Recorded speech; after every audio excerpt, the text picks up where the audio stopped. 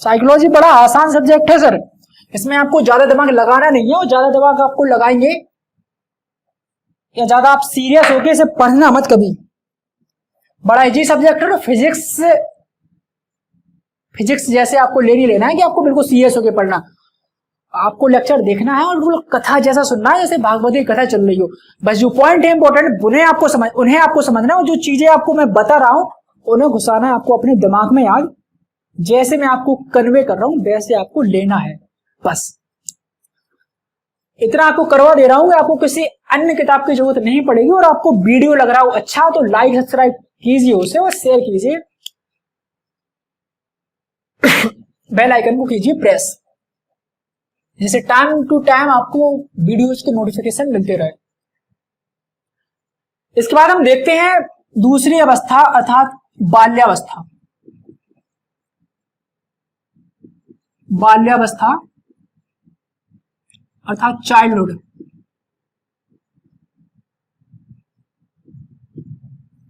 बाल्यावस्था को दो कैटेगरी में बांटा जाता है, अर्थात दो भागों में बांटा जाता है। दो भाग में बांट के पढ़ते हैं क्योंकि एग्जाम में क्वेश्चन इससे ऐसे ही आते हैं। पहले को कहा जाता है प्रारंभिक बाल्यावस्था,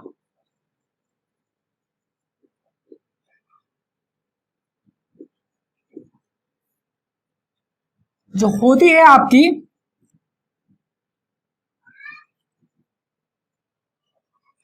2 से 6 वर्ष तक की, और इसके बाद उत्तर या परवर्ती बाल्यावस्था,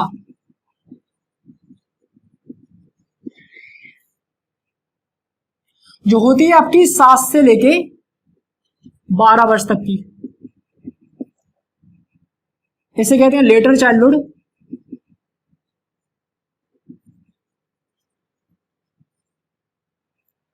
इसे कहते हैं अर्ली चाइल्डहुड।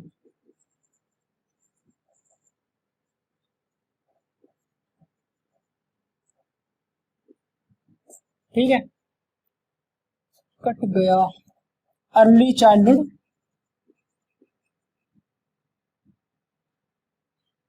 ठीक है, आइए इसके बाद हम देखते हैं कुछ इनसे जुड़े बेहद जरूरी पॉइंट जो है सबसे जरूरी इनकी अवस्थाओं से संबंधित।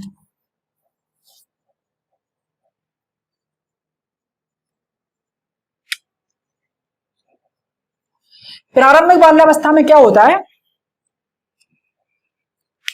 कि आप देखिए, ये जो अवस्थाएं आपको दी हैं, आप अगर अपने आसपास के बच्चों को नोटिस करेंगे तो आपको ये बेहद आसान लगेगी, और इनसे जुड़े जितने पॉइंट हैं आप बच्चों को ऑब्जर्व करेंगे, आपको ये सारे पॉइंट याद नहीं करने पड़ेंगे, अपने आप आपको समझ में आने लगेंगे। एक जो बालक होता है, बालक भाषा सीखना कब सीखता है? जो उसके आसपास की भाषा होती है, अर्थात वो अपनी भाषा अपने आसपास के वातावरण में सीखता है, जो उसकी नेटिव लैंग्वेज होती है, जो उसकी मातृभाषा होती है, वो सीखता है अपनी प्रारंभिक बाल्यावस्था की उम्र में जब होता है। अर्थात जो प्रारंभिक बाल्यावस्था होती है भाषा विकास के लिए सबसे जरूरी मानी जाती है। ये इसी में होता है बच्चे का भाषा का विकास। भाषा विकास के लिए सबसे आवश्यक या सबसे जरूरी, भाषा विकास के लिए सबसे जरूरी जो उम्र होती है उसे कहते हैं वो प्रारंभिक बाल्यावस्था होती है। इसके बाद प्रारंभिक बाल्यावस्था को कहते हैं क्वेश्चनिंग एज। क्वेश्चनिंग एज अर्थात प्रश्न पूछने की अवस्था। प्रश्न पूछने की अवस्था। बालक छोटा है तो बालक होगा जिज्ञासु, वो अपने आसपास जो जो नई नई चीजें देखता है, छोटी छोटी चीजें देखता है, वो अपने माता पिता अपने बालक से पूछता है, अपने माता पिता अपने अभिभावकों से पूछता है ये क्या है। उसे हर चीज का मतलब चाहिए, उसे वो हर चीज जानना चाहता है कि ये क्या है। वो कोयल देखेगा उसके बारे में पूछेगा ये क्या है। कोई चीज पक्षी, अगर कल के दिन उसे दूसरा कोई पक्षी दिख गया, पूछेगा मैंने कल उड़ता हुआ पक्षी जो देखा था वो काला था, आज ये हरा पक्षी है, ये कौन सा है। उसे छोटी छोटी चीजों में माइनर डिफरेंस चाहिए है। वो जिज्ञासु होगा, वो क्यूरियस होगा, वो क्वेश्चन पूछेगा। इसलिए जो प्रारंभिक बाल्यावस्था होती है उसे कहते हैं प्रश्न पूछने की अवस्था अर्थात क्वेश्चनिंग एज। इसके बाद जो तीसरा पॉइंट है इसे कहते हैं स्वकेंद्रित अवस्था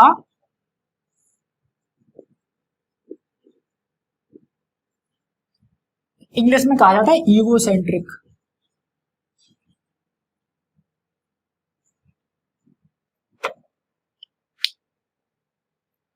स्वकेंद्रित अवस्था का मतलब यह है कि बच्चा यह समझता है कि जैसा मैं सोचता हूं वैसे ही सोचते हैं सब, ठीक है। अर्थात वो सोचता है कि एक छोटा खिलौना है कोई, मतलब बच्चा सिर्फ अपनी दुनिया तक सीमित होता है। जैसे कि मेंढक होता है, जब वो कुएं में रहता है तो वो सोचता है कि पूरी दुनिया बस कुएं तक ही सीमित है, इसके अलावा कुछ नहीं है। जब वो कुएं से बाहर निकलता है किसी तालाब में तो वो सोचता है ओ यार दुनिया तो इतनी बड़ी है, तालाब कितना बड़ा है, कुएं से बहुत बड़ा है, मतलब दुनिया तालाब जितनी है। लेकिन जब वो धीरे धीरे तालाब के बाद फिर वो नदी में आता है तो वो सोचता है दुनिया और बड़ी है।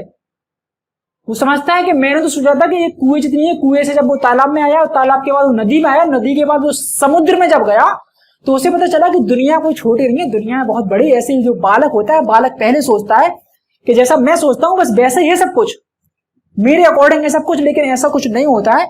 इसलिए जो बालक खुद से सोचता है जैसा वो सोचता है वैसा ही है, कि जैसा मैं बालक सोचता है कि जैसा मैं सोचता हूं वैसे ही सब कुछ है, उसे कहते हैं स्वकेंद्रित अवस्था अर्थात यूगोसेंट्रिक, ठीक है। वो अपने आप तक निर्भर रहता है। थर्ड हो गई आपकी स्वकेंद्रित अवस्था। इसके बाद फोर्थ लिखिए आप खेलने की उम्र। खेलने की उम्र या खेलने की आयु या खेलने की अवस्था, कुछ भी कह दीजिए आप इसे। जो खेलने की आयु होती है वो होती है प्रारंभिक बाल्यावस्था। इसी उम्र में बच्चा खेलना या अपने खिलौने से सीखता है, इसलिए इससे कहा जाता है खेलने की अवस्था या खेलने की आयु। पांचवें पॉइंट पे आप लिखिए, इसे कहते हैं प्री गैंग एज। सीधा इंग्लिश में पूछा जाता है क्वेश्चन, हिंदी में लिख के नहीं आता है। प्री गैंग एज, हिंदी में बस आप ऐसा लिख सकते हैं इसे, प्री गैंग एज।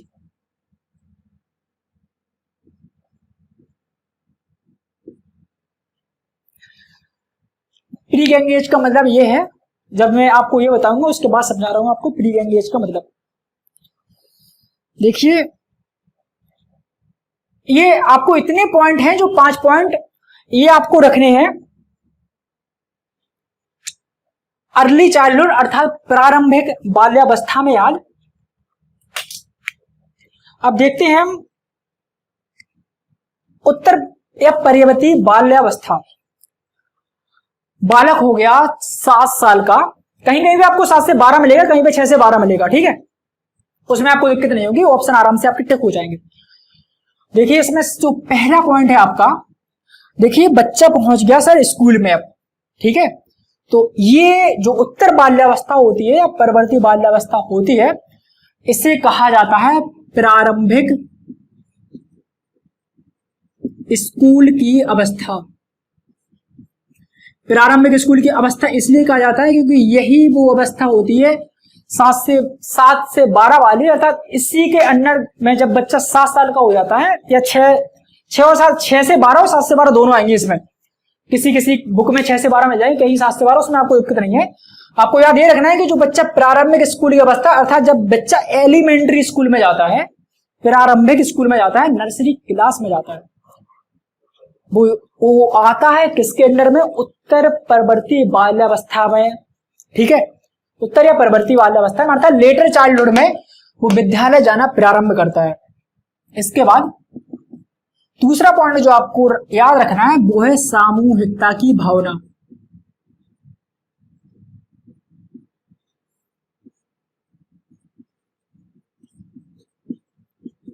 इसे कहते हैं गैंग एज।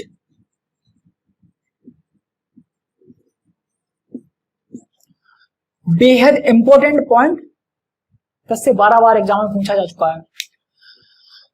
सामूहिकता की भावना का मतलब है कि जब देखो यार, जब बच्चा अपने परिवार से पहली बार हुआ, यहाँ पे परिवार से बाहर निकलना सीखा है उसने, 5-6 साल तक तो बच्चा अपने घर पे ही रहता है। यहाँ पे क्या हुआ कि बच्चा अपने स्कूल में गया, बच्चा बहुत से लोगों से मिला, स्टूडेंट से मिला, अपने साथियों से मिला। धीरे धीरे देख रहे हैं आप, उसके आसपास समाज बन रही है, उसके आसपास लोग बन रहे हैं, ठीक है। उसके आसपास समूह बन रहा है, वो अपनी गैंग बना रहा है। इंग्लिश में गैंग बड़ी यूज किया जा रहा है, साइकोलॉजी में यही करना है आपको। तो इसके बाद क्या है कि वो अपनी गैंग बना रहा है, यहाँ पे बच्चों के समूह बन रहा है, और अब समूह के अकॉर्डिंग वो बनाएगा।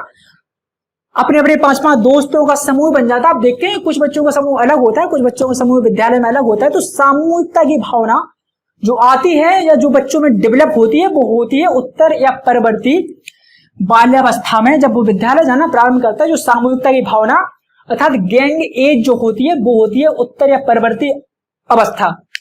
अब देखिए आप, जब इससे गैंग एज कहा गया है, ठीक है, अर्थात गैंग बनने की अवस्था, जब बच्चा अपने दोस्तों से या दोस्तों की गैंग बना लेता है, 6-7 दोस्तों से अर्थात दोस्ती हो जाती है। अगर ये गैंग एज है, इसे प्री गैंग एज कह सकते हैं ना हम।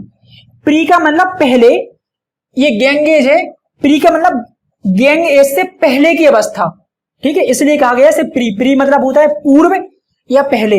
तो जो अर्ली चाइल्डहुड होता है उसे कहते हैं प्री गैंग एज, अर्थात गैंग एज से पूर्व की अवस्था, अर्थात सामूहिकता से पूर्व की अवस्था। अभी गैंग बनी नहीं है, इसलिए इसे कहा जाता है प्री गैंग एज। गैंग यहां पे बनेगी, यहां पे होगी सामूहिकता की भावना, ठीक है। दूसरा पॉइंट आपको ये याद रखना है। इसके बाद तीसरा पॉइंट हम यहां पे देखेंगे,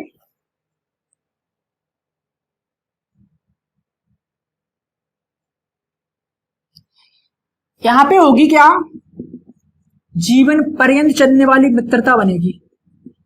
जीवन पर्यंत चलने वाली मित्रता जो बनेगी, जो फॉर्मेशन होगा, जीवन पर्यंत चलने वाली मित्रता बनेगी, यहां पे बनेगी, ठीक है। कहते हैं ना यार, वो मेरा बचपन का मित्र है या वो मेरे बचपन का दोस्त है, अर्थात यहां से शुरुआत होगी। बनेंगे आपकी किशोरावस्था में भी, या जब आप 20 साल के होंगे तब भी आपकी बन सकती हैं, लेकिन यहां से होगी शुरुआत। ये शुरू की अवस्था है कि यहां से शुरू होगा ये चरण।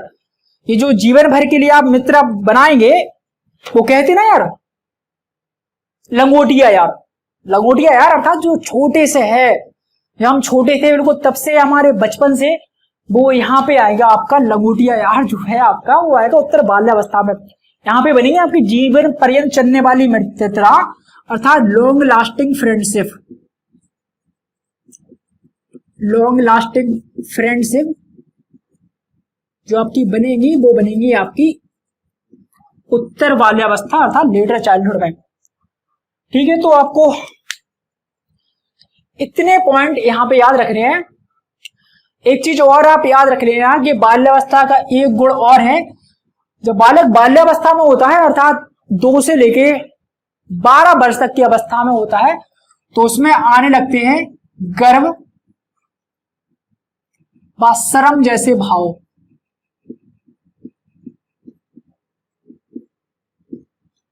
मतलब जो गर्व या बच्चों को शर्म लगने लगती है, आप देखते हैं ना कि बच्चा 8 से 10 साल का होने लगता है, तो वो अंडरवियर या बनियान पहन के हर किसी के सामने नहीं आएगा।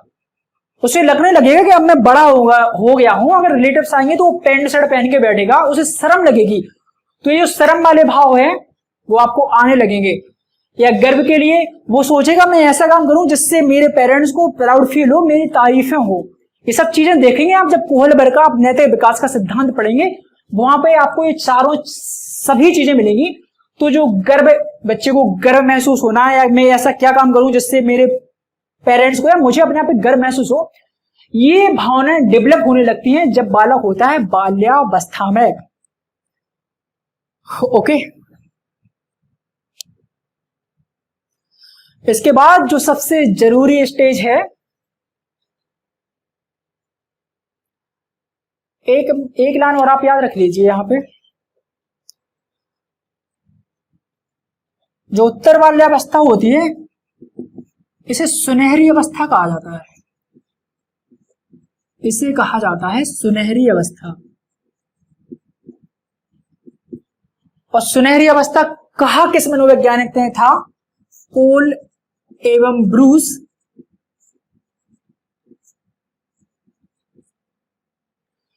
कोल और ब्रूस दो अलग अलग मनोवैज्ञानिक हैं जिन्होंने बताया था कि जो बाल्यावस्था होती है वो सुनहरी अवस्था कहलाती है। अर्थात आप देख रहे हैं यहाँ पे बच्चा कितनी चीजें सीख रहा है, इसलिए उन्होंने कहा था इसे सुनहरी अवस्था।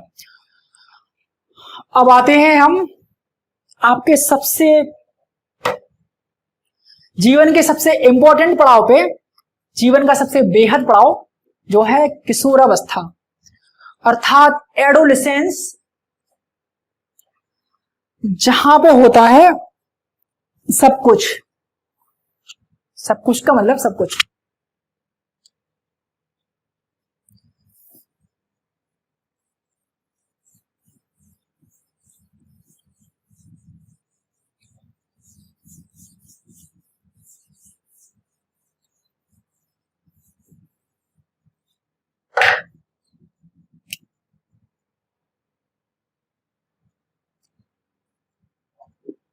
किशोरावस्था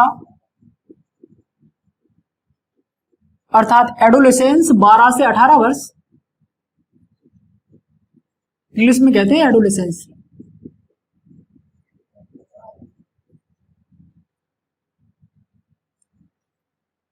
देखिए जो किशोरावस्था है यही वो टाइम पीरियड है जहां पे आपको प्यार होगा, इश्क होगी, मोहब्बत होगा। ठीक है, यही होते हैं सब कुछ।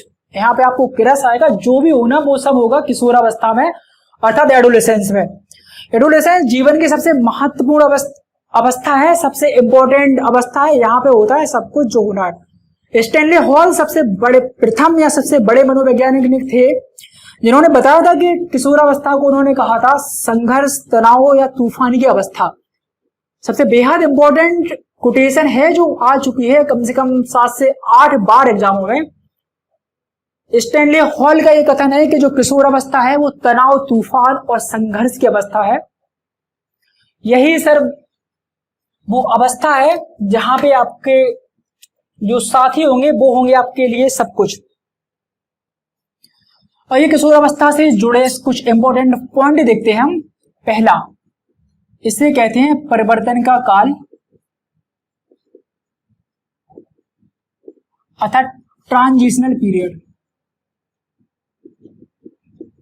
ट्रांजिशनल पीरियड, देखिए परिवर्तन का काल इसे इसलिए कहते हैं, ट्रांजिशनल पीरियड इसे इसलिए कहते हैं क्योंकि जो बालक होता है, पहले बालक था सीधा सीधा एक बालक था, वो बाल्यावस्था में था, अब वो सीधा किशोर बन गया।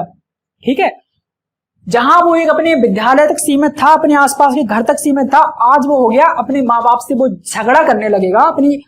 अपना जो ग्रुप है उसके दोस्तों का वो उसे सब समझेगा, पीयर ग्रुप जो समूह है उसका, उसे वो जानेगा सब कुछ, उसे वो बनाना चाहते हैं अपनी पहचान। ठीक है, जब वो 12 से 18 साल की उम्र में होगा, जीवन का सबसे कठिन टाइम पीरियड माना जाता है किशोरावस्था। ठीक है, इसके बाद हम देखेंगे यहां पे क्या होता है कि जो पीयर ग्रुप होता, पीयर ग्रुप होता है सब कुछ।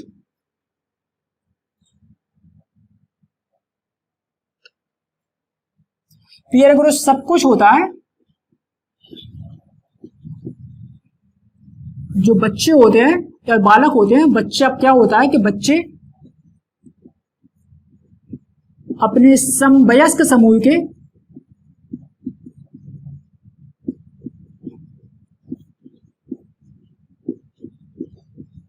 सक्रिय सदस्य बन जाते हैं।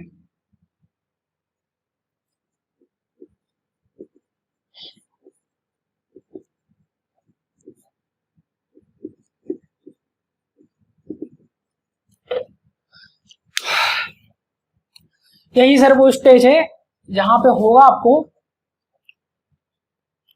पहली बार प्यार, पहली बार क्रश आएगा आपको, यहाँ पे यही पे होना है आपका सब कुछ।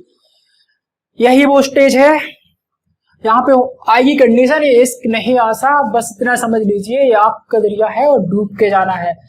ये जो जितनी शायरियां आप करेंगे, जितनी गजलें आप करेंगे, वो सब आएंगी आपकी किशोरावस्था के अंतर्गत।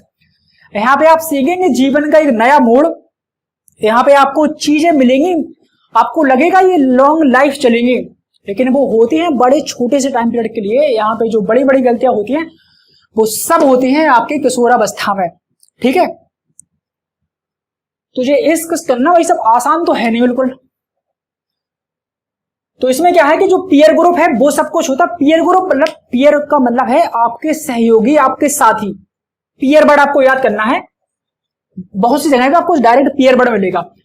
ग्रुप मतलब समूह, मतलब जो आपके साथी हैं, आपके सहयोगी हैं, आपके जो विद्यालय में साथ साथ पढ़ने वाले हैं, आपके ग्रुप में जो फ्रेंड है आपके, वो है आपके लिए सब कुछ। आप समझेंगे कि जो कुछ है ये है। आपको अपने माता पिता कुछ नहीं लगेंगे, आप उनसे लड़ने लगेंगे, आप अपने माता पिता से झगड़ने लगेंगे उन बच्चों की खातिर, अपने फ्रेंड की खातिर। बच्चे ये समझता है कि हम अपने समूह के सबसे सब कुछ है, हम नेता हैं अपने समूह के, ठीक है। बच्चे अपने समूह के सक्रिय सदस्य बन जाते हैं। सक्रिय सदस्य कैसे बन जाते हैं? एक सीरियल आता है, ऑब्वियसली सबको पता होगा, फेमस होगा, तारक मेहता का उल्टा चश्मा, ठीक है। आपने देखा होगा कि जो उसमें टप्पू है, उसके जो फ्रेंड है 5 या 6 या 7, उसके पूरे ग्रुप का नाम है टप्पू सेना, ठीक है। तो वो इतना सक्रिय सदस्य बनने लगता है, वो होता है टाइम पीरियड में किशोरावस्था में, यानी 12 से 18 साल की उम्र में। वो सोचता है कि वो अपने समवयस्क समूह का, अर्थात पूरी टप्पू सेना का वो सक्रिय सदस्य मानता है अपने आप को, ठीक है। वो मानता है कि हम, मतलब बच्चा अपने आप को मानता है अपने सक्रिय मानता है अपने समूह को, अपने आप को मानता है बहुत सक्रिय। वो सोचता है कि अगर मैं नहीं जाऊंगा उस काम में तो मेरे बिना वो काम नहीं हो पाएगा, ठीक है। वो इंपॉर्टेंट रोल प्ले करता है, वो सब कुछ प्ले करता है। वो समझता है अपने आप को मैं एक जिम्मेदार पर्सन बनना चाहता हूं, जिम्मेदारी उसके ऊपर आने लगती है, वो सोचता है मैं एक जिम्मेदार हूं, ठीक है। तो बच्चे अपने समवयस्क समूह के सक्रिय सदस्य बन जाते हैं। इसके बाद थर्ड पॉइंट पे,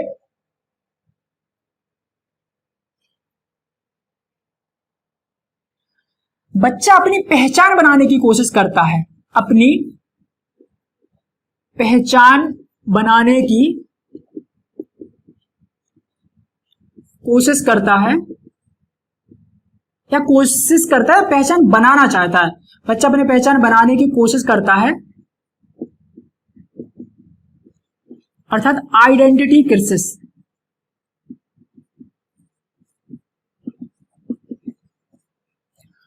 आइडेंटिटी का आपको मतलब पता होगा, आइडेंटिटी कार्ड जैसे हम कहते हैं, अर्थात पहचान पत्र। आइडेंटिटी का मतलब होता है पहचान। देखो यार, बच्चा अपनी पहचान बनाना चाहता है, वो अपने माँ बाप से लड़ता झगड़ता है। जैसे 12 से 18 साल के टाइम पीरियड में क्या होता है, बच्चा कहता है कि अपने पापा से कि मुझे आप बाइक लगवा दीजिए। सभी बच्चों के पास बाइक है, वो सभी बच्चे अपनी जो ट्यूशन जाते हैं, कोचिंग क्लास जाते हैं, वो जाते हैं बाइक से। मेरे पास बाइक नहीं है, वो अपनी पहचान बना रहा है। लेकिन उसके पापा कहते हैं अभी हमारे पास रुपए नहीं है, कुछ भी नहीं है, अपनी समस्या बताते हैं, बच्चे को करते हैं दूर। तो बच्चा समझता है कि मैं इनके लिए कुछ नहीं हूं, जब मैं बड़ा हो जाऊंगा खुद ले लूंगा अपनी बाइक, और मुझे इनसे कुछ लेना देना नहीं है। जो मैं कह रहा हूं वो सब कुछ सही है, जो पेरेंट्स कह रहे हैं वो सब गलत है। तो बच्चा सोचता है कि मेरी पहचान जब बन जाएगी मैं ये चीजें कर लूंगा। बच्चे को अपनी पहचान का एहसास होने लगता है, बच्चे को अपनी आइडेंटिटी का एहसास होने लगता है। बच्चा सोचता है कि मेरी भी पहचान कुछ है, ये नहीं कि पापा कह रहे हैं कि यार भाई स्कूटी मत लो यार, तो मैं ना लूं, मैं क्यों ना लूं, ठीक है। तो वो जानना चाहता है कि मेरी भी कुछ पहचान है, मेरी भी कुछ इमेज है, मैं नहीं जा सकता हूं अब साइकिल से अपने स्कूल। 4th नंबर पे आपको पॉइंट याद रखना है कि बुद्धि का अधिकतम विकास जो होता है वो होता है किशोरावस्था में। बुद्धि का अधिकतम विकास, ठीक है। आपको याद रखना है कि जो बुद्धि का अधिकतम विकास होता है वो होता है किशोरावस्था में ही। क्वेश्चन आपसे पूछा जाएगा कि वो कौन सी अवस्था है जिस अवस्था में बुद्धि का सर्वाधिक विकास होता है। आपको ऑप्शन टिक करना है, किशोरावस्था, ठीक है। इसके बाद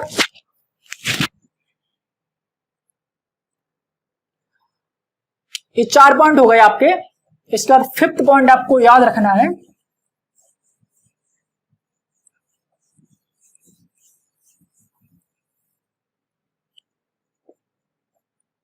वीर पूजा की भावना। वीर पूजा की भावना,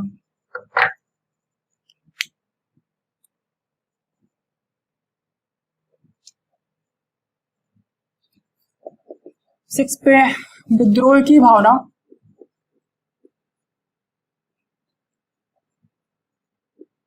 इसके बाद 7 पॉइंट पे आपको याद रखना है